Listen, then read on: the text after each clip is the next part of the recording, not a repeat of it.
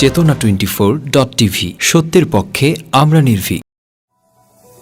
মেঘনা উপজেলা প্রেস ক্লাবের সভাপতি বিপ্লব শিকদার ও সাধারণ সম্পাদক মোহাম্মদ জাকির হোসেন।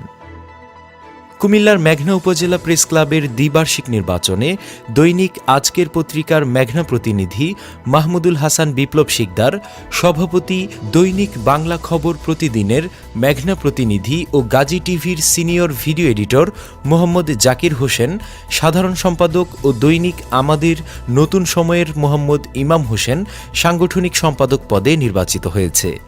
এর মধ্যে দৈনিক ভোরের সূর্যোদয় পত্রিকার মেঘনা প্রতিনিধি মোহাম্মদ মহসিন ভুইয়া বিনা প্রতিদ্বন্দ্বিতায় সিনিয়র সহসভাপতি নির্বাচিত হন।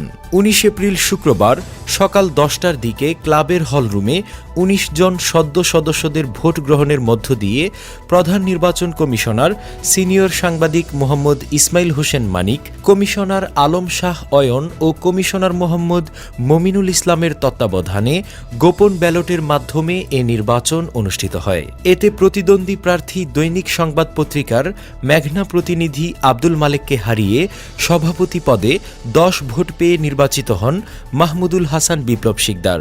দৈনিক দেশ রূপান্তর পত্রিকার মেঘনা প্রতিনিধি হাসান মাহমুদ মুক্তিকে হারিয়ে ১১ ভোট পেয়ে মোহাম্মদ জাকির হোসেন সাধারণ সম্পাদক ও দৈনিক মানবকণ্ঠ পত্রিকার মেঘনা প্রতিনিধি মোহাম্মদ মিজানুর রহমানকে হারিয়ে সাংগঠনিক সম্পাদক পদে নির্বাচিত হয়ে জয়লাভ করেন।